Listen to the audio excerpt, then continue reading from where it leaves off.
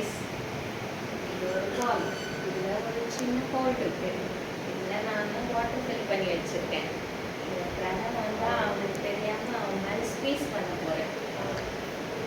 அவன் என்னமான்னு கேட்டு நான் வந்து சொல்ல போகிறேன். இது கிராண்ட் பண்ணல அவங்க வச்சு அப்படி சொல்லணும். ஏன்னா சொல்லுமா. இல்லை இந்த பால் பாரு.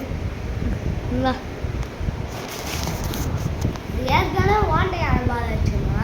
அதான் பாரு எப்படி இருக்குன்னு. என்ன பண்ணா சும்மா ப்ரெஸ் பண்ணி பாரு.